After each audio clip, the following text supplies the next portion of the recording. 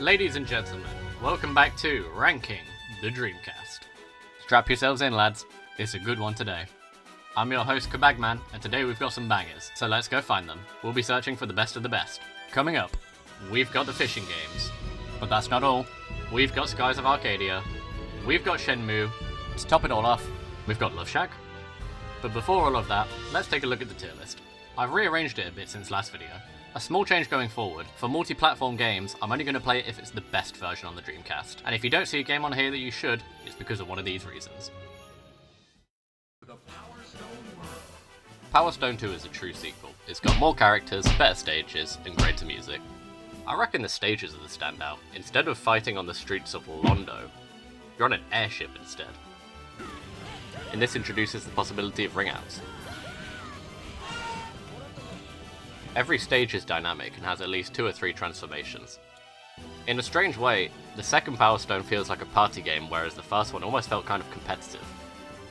And that's a good thing. This is a game meant for fun. One thing they did right was tone down the power-ups. You know, I might be running them over on a giant motorbike spike, but it doesn't guarantee the round win. I love the interactive level selects too. What I don't love, however, is fighting this big bastard with an AI teammate. A little bit of teamwork goes a long way. They find so much more joy in kicking me in the fucking head. This guy Wang Tang is a complete bellend. After the first defeat, I'd managed to whack him with my brolly. Switching from a 2-player format to a 4-player format, and going to last man standing is really what made this game good. Make sure to choose your allegiances wisely though, because whoever wins with you will come into the next stage. And fuck me, by the time you get to the last stage you're gonna need some help. I genuinely don't know how this is possible. You've got to fight your way through toy soldiers with big mallets, and painfully watch as your teammate runs into giant spikes. And eventually you'll make it to the boss. Ugh. Mate, I didn't even come close.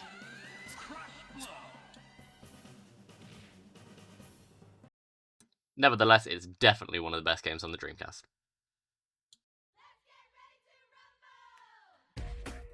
After playing the wrestling games, I was a little bit concerned, but Ready to Rumble Boxing is pretty good. It's got some quirky characters and a funny rumble system, and it controls quite nicely. My favourite part is the referee though. 1, 2. Oh fucking hell. 1, 2. There's even a first person mode, which is amusing. It does make the game a little trickier though.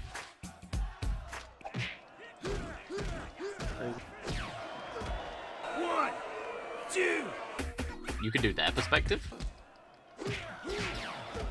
1, 2. I assumed the women would fight against each other, but I was wrong. And on paper this sounds like a horrendous mismatch. But Lulu Valentine does not fuck around, mate.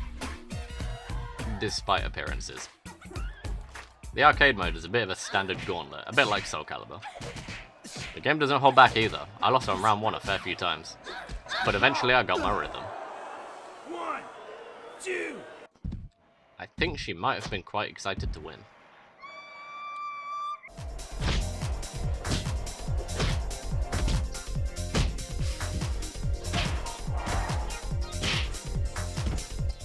I was on a roll. Lulu Valentine could not be stopped. But eventually, it all came crashing down.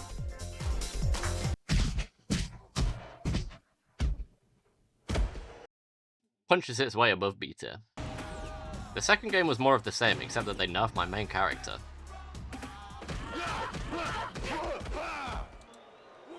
At least the ref's back.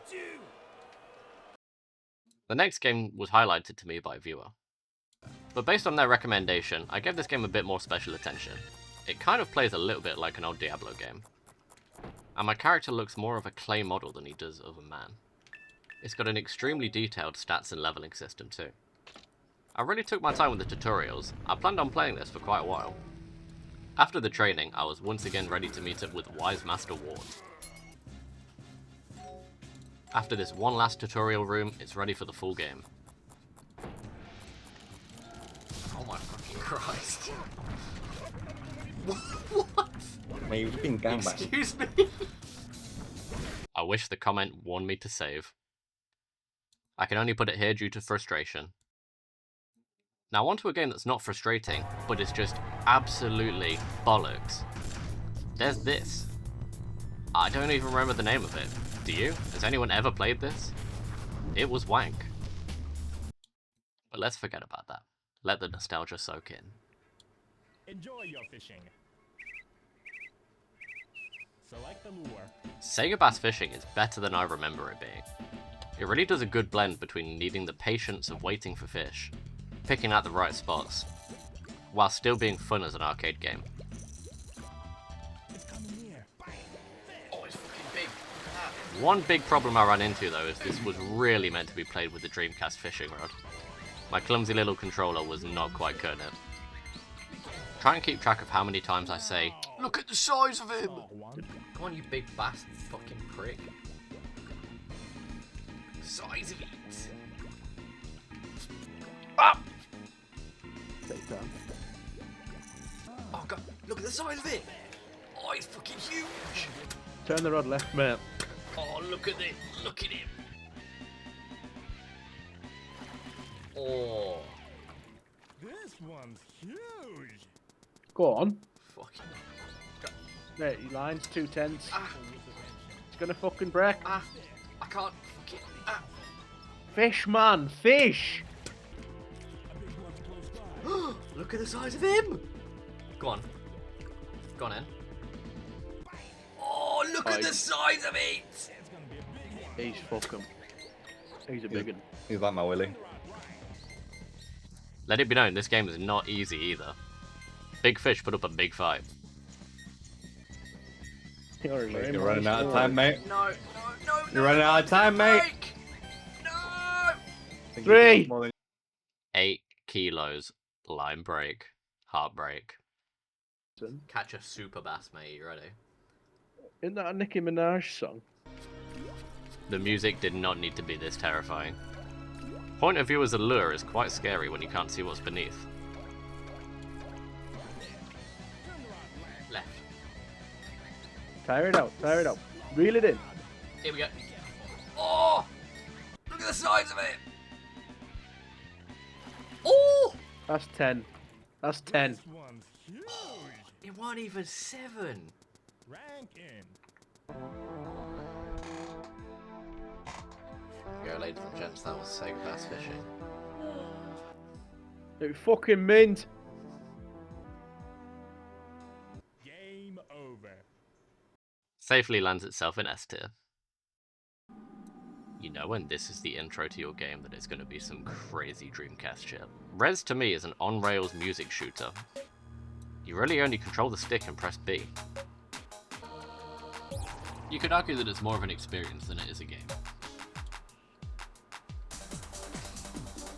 All of the music is dictated by your shots, so you select the rhythm and the tempo, and the music directly correlates to how well you're doing. I can't really describe this game, it's one you need to go play for yourself for sure.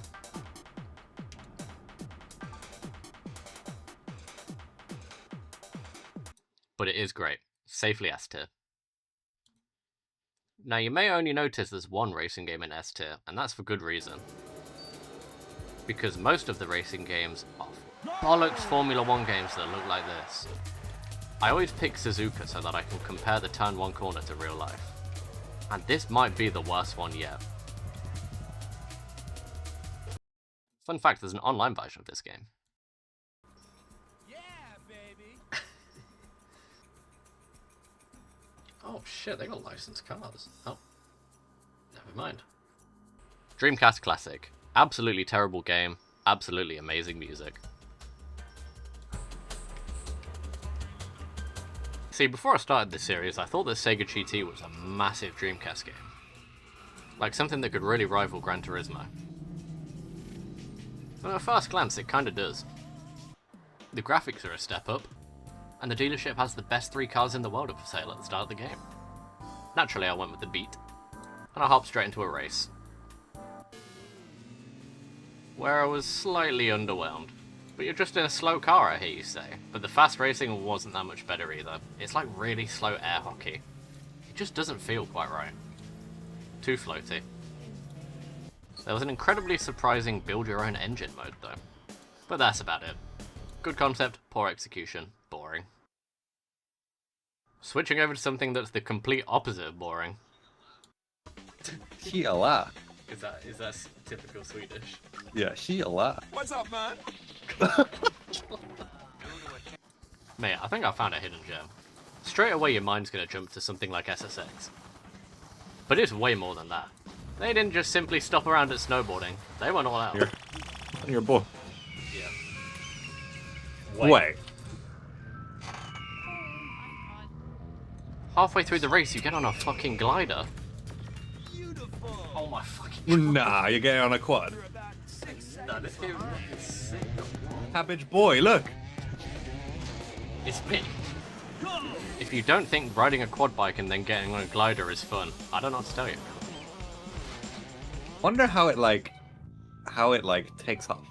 Because it kind of just Oh, it's flies. attached to a plane. Oh. Game over. Wait, it's a good thing I didn't game over 1 second later. I just dropped him at the edge of a fucking cliff. Just dead down the cliff. It's a high tier game for me.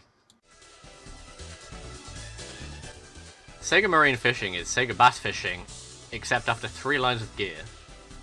No longer are we pottering around some lakes. We're after some big ass marlins in the sea.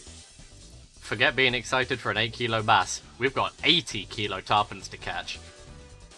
Wow, this is good.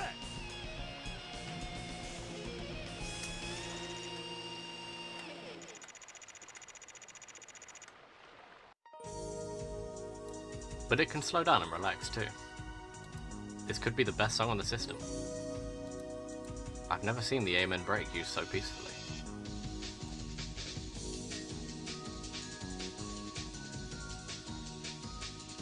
But don't get too comfortable because it doesn't last for long. Equip your hot red flaming lure. Let's get a sailfish.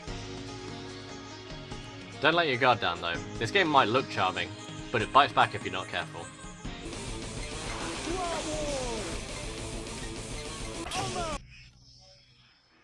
But there's no better feeling when you finally reel in an absolute monster. Wow, this is good.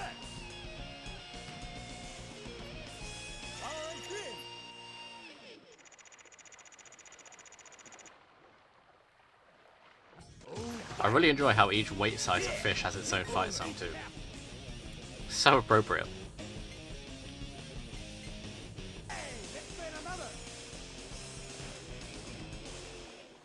Let's try next field. Hideaway. Now you know some real shit's going down. No list of fish to see. Could be anything in there. And all of your lures have turned jet black. Select the gas point. Creates a crazy atmosphere of final boss fish. You've got one shot at the big one. Incredible!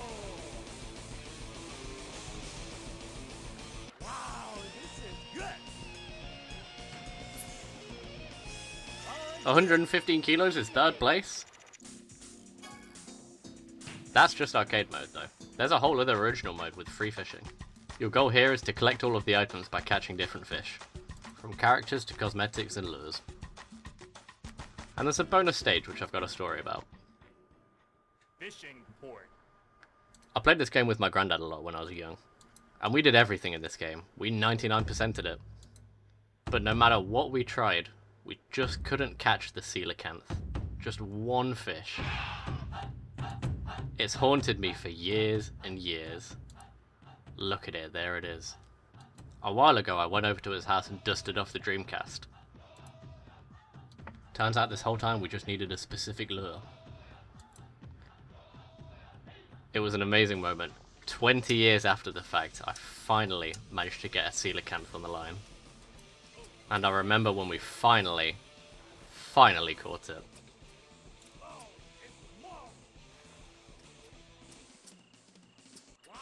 this is good. You got a new item. Oh, I've got fucking coelacanth in my fish tank. That's fucking mint. All of the fish you catch get added to your own private aquarium. There he goes. It's S plus tier for me. I've never played a better fishing game than this. What on earth could I possibly tell you that hasn't already been said about Sonic Adventure? I'm sure you've heard that this thing is absolutely terrifying. I'm going to make a bold claim. I think this is one of the top 3 game intros of all time. If you know, you know. Something interesting to note is that I've never played a game where it starts with a boss battle. Your very first movements in this game are against a boss. I've come to the conclusion that I think Sonic Adventure 1 is what the Dreamcast is, and Sonic Adventure 2 is what the Dreamcast could have been. But past all of that, this moment is the Dreamcast moment. This Orca chase is by far the most iconic. The linear levels are very open. You could go up the springs the normal way, or you could go up like this. I could ramble on about how great the level design is, how great the music is, but one thing I want to do most of all is show you the small details that I think really make the game come to life. Instead of walking up to the train and pressing a button, you get in. You have to physically get in and it takes you away. These small details make it so much more immersive than hold E to pick the lock.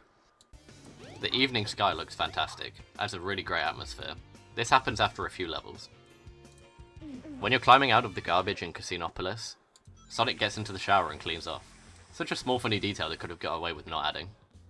There's a funny bit of dialogue here about a mother with a gambling problem. You can even talk to the son about it.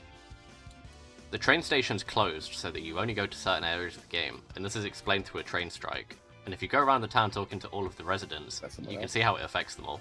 Sonic Adventure 1 does free roam in a really interesting way. Whilst the map isn't ginormous, it gives the feeling of being big by letting you go to everything that you can see. There's no way you can't get to. I appreciate that even walking to places is interactive. The variety in levels is fantastic as well. You can go go-karting in space, or run down the side of a skyscraper. There's so many changes of pace in this game.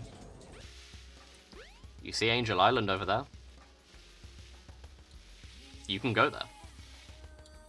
You can physically run up and touch the Master Emerald. I don't think you can do that in any other Sonic game. It feels sacred. You see that giant flying spaceship in the sky? You can go there too. Not only that, the way that you get there is one of the best levels in the game. It's up to you, not a cutscene. And when you do get there, you learn that this is an entirely new free roam section. If you do a bit of snooping around, you'll find Eggman's private pool. And from what I know, besides one emblem, there's no purpose to this room. It's just here for fun. This is a strange personal anecdote of mine, but from this game, my favourite part is when you see the egg base from the mountainside. Something about the lights flashing just really gives you a grand scale of things. It's another clever trick this game uses to make it feel like an adventure. Now on to the bad parts. I really came into this game thinking, wow, I used to love playing as Big the Cat. But I must have been a fucking dickhead kid. This is the worst. I don't mean like a little bit bad. This is god awful. When you first catch a fish, it will just hook onto the bait, no problem. You don't have to do anything. There's no controls, no inputs, it's fine. You just reel it in. But then, without the game telling you, this bastard dickhead frog will not go on no matter what. I had to Google it to figure out that you need to wiggle the lure left and right as he gets on. If I'm having to Google the first level, surely something's wrong. I went into this with good expectations. I really did. I wanted to like this. I love fishing parts in games. From this game on, I'm going to revamp the tier list. It's going to run a recommendation type scale. And Sonic Adventure is a game that you must play. Despite its flaws, Sonic Adventure is the game for the Dreamcast. You have to go and play it. There's no game that quite encapsulates the Dreamcast like it. Speaking of which... Yokosuka. Not Yoko Soko. No. Now, if you've watched any of the previous parts of these videos, you'll know that I'm an avid JRPG hater. I really hate games that take ages to get into it. I hate games that waste my time. I hate games with convoluted storylines. So you'll be shocked to hear that I love this game. It's absolutely brimming with life. They somehow made a game about doing not a lot of fun. I was really hesitant going in, but I'm glad I've put up with it, because this game's fantastic. Every single detail is mapped out. There's an animation for picking the phone up off of the phone handle. So much care went into everything in this game.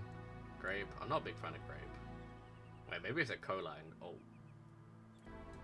I can relate as a coffee addict. Ah, good. Maybe just one. I was gonna go broke. What did I get? Huh? My favorite Sonic character. Oh god, you should. I just got scammed. I should try this again. Way. I know Show me this. that way. The whole first act of this game is you going around the village and asking people if they know about two men in black suits. If you don't get lucky, you can end up asking everyone. Cat. That's a good cut. Hey, the other day, did you see two black men? Oh, I know there are two men in black two men in black suits. Maybe just one. What could go wrong? Wait, I got Sonic. Holy. Nah, that's actually worse. I know this. Even on the little mini games you can play in the arcade, there's so much attention. Camera pans, 50 different animations for punching. They make the mundane so exciting. Even running home at night is fun. Makes you feel rebellious, like you're out too late. Then once you reach this city, the game springs into life. Instead of just a handful of characters, you're launched into a brand new world. There's so much adventure crammed into these small streets. I can't particularly put my finger on one thing that makes this game great. It could be the humor, how every character sounds like they've smoked a massive spliff. Rain, right? That's right. It was really chilly, so I raised the a car? A black car? Yes. No, I didn't. Wait, what is this guy? Tom. Tom. What the fuck is that? I heard about your father. I'm sorry. It could be the music. Hold on, before you carry on, can we just appreciate why this music is so loud that I can't actually hear anything else? Did you see a black car? Jokes aside, it really is incredible. Every shop and building you enter provokes a new feeling.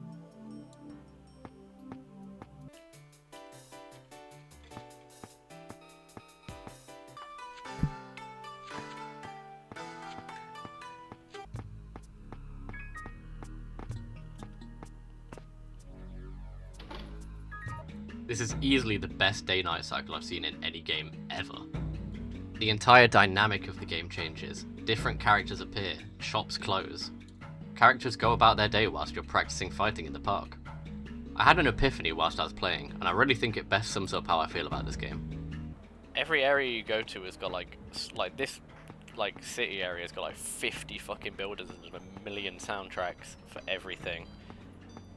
And the guy says, oh, go to the port. And I'm like, oh shit, a new place. That might have new stuff. You enter the bar and there's a cinematic break of the billiards board. They didn't have to do any of this. They could have got away with just skipping it, but they didn't because they care and it makes the difference. I've been of drinking age for over 10 years and it still feels like I'm a kid on the streets in this game. Gotta dodge the unsavory characters. I'm looking for a place where sailors hang out. Do they come here? Sailors? My time is up reviewing this game, but this timeless classic will live on. It's this late already? I should go home. I really never thought I'd say this, but this is easily the best game I've played so far. I love it. Eventually I'm going to complete all of this game, and I'll probably move on to Shenmue 2 as well. I hope that's just as good. Welcome to the darkness.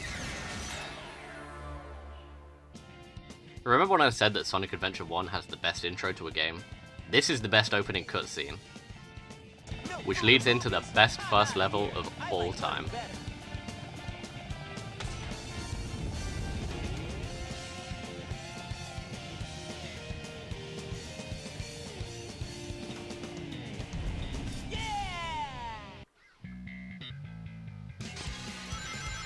Attention all units. Suspect seen heading south. Block all major roads and capture the suspect. Listen, we both know that this is one of the greatest games ever to exist.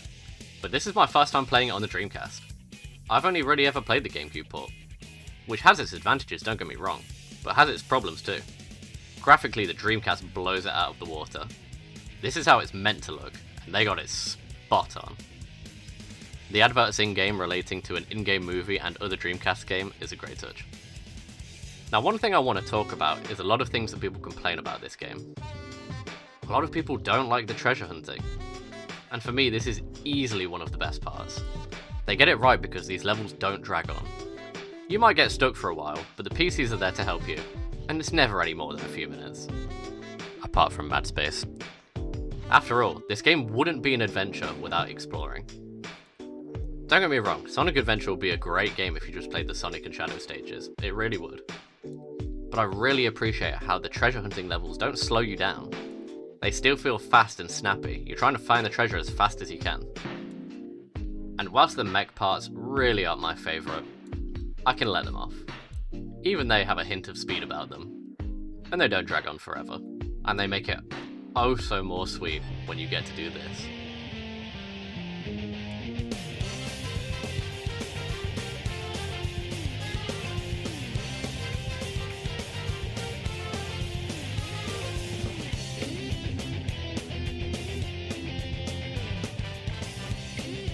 Sonic and Shadow stages are the shining jewels amongst the Dreamcast crown. I've never experienced pure fun and joy like I have on these levels. There's never barely a second where you're not having fun. And I'll be playing this game for many years to come. Another must play. Stop exactly what you're doing now and go and play it. I promise you'll have no regrets. Alright, let's... That sounds like you made the intro. Well, I could be the wizard. You could be the wizard, but the wizard is shit, so don't be the wizard. This game isn't particularly well constructed. The HUD looks like a try-hard WoW player. But I like the simplicity of the rest of the game. Here's a guy, you're a big dude with a sword, go kill him. I'm a big fan of the stages and the graphics. Every single bit of the game is super grungy. There's not a single moment where you're not in some blown up, decrepit place fighting some giant demon. I appreciate that whilst it's not super polished, the fun part of the game is all of the game. They don't drip feed you any of it, they give it you in full blast right up front. So even though I didn't love this game, I can respect it. If you're a fan of Spawn, you could play this game. It's pretty good. What do you think the gameplay is going to be for this game? Is this a rhythm game? Mate, Among Us is going fucking sick. Why is her neck moving like that? What the fuck is this? Did she just say ooh la la here? Yeah, that's her name. Name's unironically Ooh La La.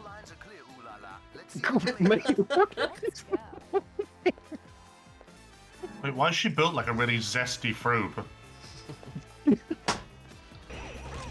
Turns out it is a rhythm game. It is painfully hard too. Even the very first interactions you have require pinpoint precision.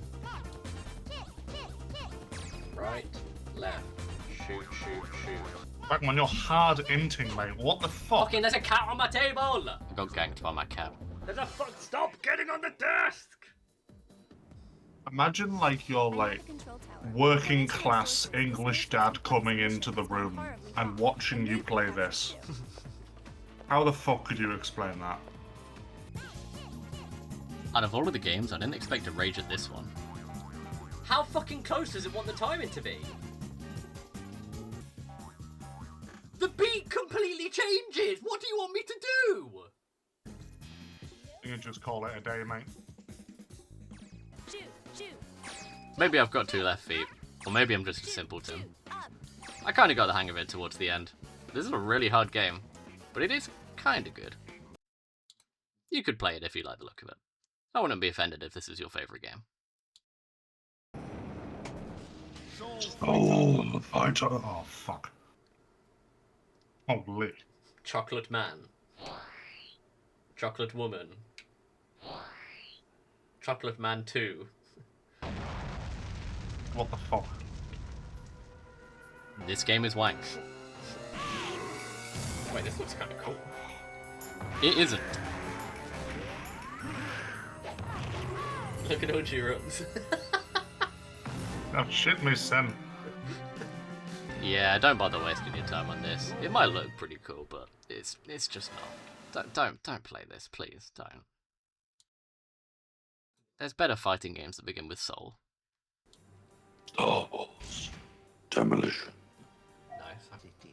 Can you guess which of the intros are James and which ones are the real intros? I don't know anymore. I also don't know how I feel about this game. It feels and plays like an N64 game. And to be honest, it's what I imagine that if you were a kid and you had a bunch of Star Wars toys, a Star Wars playmat, and you rammed all of the toys together, this is what you would imagine goes on in your imagination. It's like a big Star Wars what if. No, get me out. He's on top of us! What if I was Boba Fett and I was flying around on the Death Star and I had an R2 attached to me and I had giant rocket launchers on my left and I was fighting AT-STs and what if it was just Chip? Soulcalibur is the kind of game where you just know that no matter what, this is going to be good. There's no chance it could be bad. One thing I love about reviewing of these Dreamcast games is that I get to play the originals of a lot of series.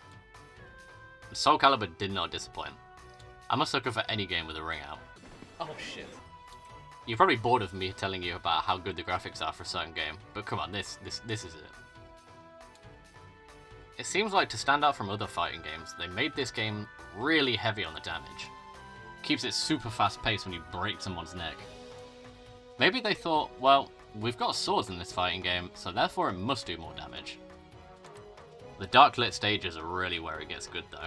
Look at all the shading and the lighting and the shadows, it's just perfect. Some games today don't get this as good. And look at the way that Ivy executes these people. Ugh! God! Oh shit, is it a boss battle? The final boss was slightly underwhelming. Wasn't the smartest of opponents, shall we say. Flew off the stage. That was a sick attack. Can someone make a joke about this guy being called Edge Master?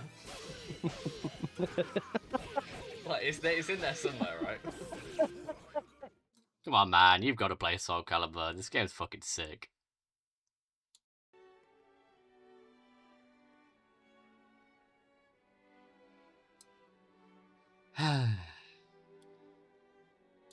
Let me tell you a bit about me. I never played Ocarina of Time as a kid. I have no nostalgia for it. But as an adult I played it and thought, wow, this is 10 out of 10 perfect game, best of all time. It's a classic that deserves the love. Similarly, I never watched Dragon Ball Z as a kid.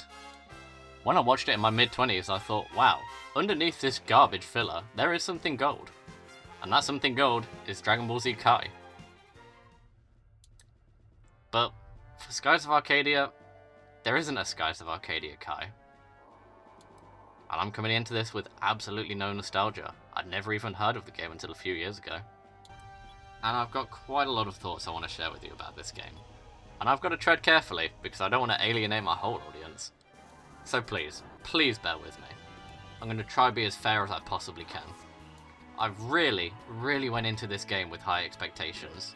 And I really went into it hoping to like it. I did. On the outlook, you're a pirate flying in the sky. But then you get into combat and it's turn-based. Which, you know, it's not a deal breaker, but it's not my favourite. Maybe it'll be interesting. But it's not like that. Half of what I did was fight tanky enemies that took 1,000,000 hits to kill, or enemies that used run as soon as they spawned in. So many of these pointless encounters just felt so forced and unnecessary. And it's such a shame because underneath all of this there's a fun game where you fly around on a flying pirate ship in the skies.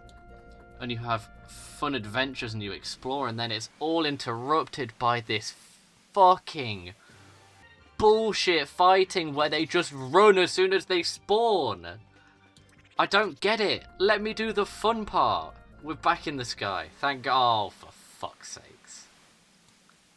It's so frustrating because out of those moments, there's atmosphere. There's a desire to seek out the unknown. I want to go crawl in this dungeon. The absence of music and just the sounds of the water is phenomenal. The textures are easily some of the best. And the world building is incredible. Exploring these eerie ruins, and then it's all gone again. Hitting opponents that will just flee as soon as they can. And then you're right back into fun again. Solving puzzles, exploring, it's incredible. And then, whilst you're full HP, I fought the same enemies that fled me last time. Except this time, it paralyzed me. Both of my party members, and I had to watch as this low-level enemy that usually uses run wipes my entire team. And it's so ridiculously painful to watch. I just want to get back to the fun part, but the developers are purposefully making me look like a prick.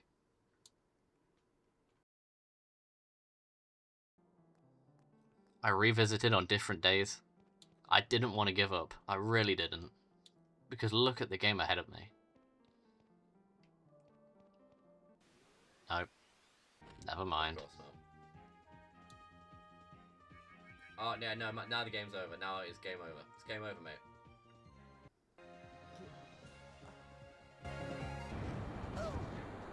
Oh, what? Tell me what's good about this.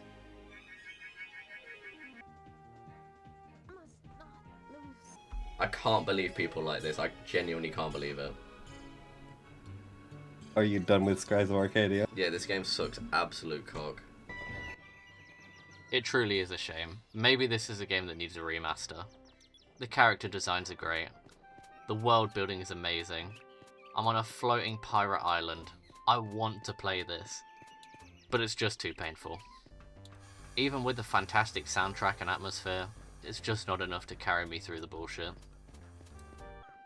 I want to look past this horizon. I really do. And before you unsubscribe and dislike, please, go back and play this game if you loved it as a kid. Or actually, no. Don't do that. Enjoy what you thought of this game. Enjoy the memories of it, because I'm sure they're great memories. Enjoy this game for what it is in your mind. If you have nostalgia for this game, I don't blame you, because underneath all of this, somewhere, there is a good game. Once again, we've reached the end of the video. Let's take a look at the adjusted tier list. Here's the top tiers. They're in no particular order, so don't pay attention to that. I'll order at the very end of the series. Here's the mid tiers. These are all of the games that you can play and definitely still have fun. And the opposite, the bottom tiers. Do not play these. Special shoutouts to the Terrible 2. Next video will be the finale. What do you want to see next? I've got an idea of doing me and the boys rank the Xbox original games. More of a focus on the back and forth between me and the guys. Or maybe I'll play every GameCube exclusive. There's a lot of them too, so it'll be a long series. Over 80 games, I think. And I could include some netplay too. I'd also love to hear your feedback. It helps me improve. What did you like, and what did you not like? Should I take more or less time on each game? I really appreciate everyone that comments on the videos. Even if they don't get a lot of views, this keeps me going. Thank you so much. I'm not a million years away from channel memberships, and I've got some really exciting things coming for that. Next time on Ranking the Dreamcast, we've got Third Strike, Tony Hawk's Skateboarding, Unreal Tournament, Virtual Tennis, Wacky Racers, Zombie Revenge. Thank you for watching. Please subscribe to Kabagman. Oh yes, hit that little button. Please subscribe to Kabagman. The man with the back, the man with green tag. Oh yes, it's back.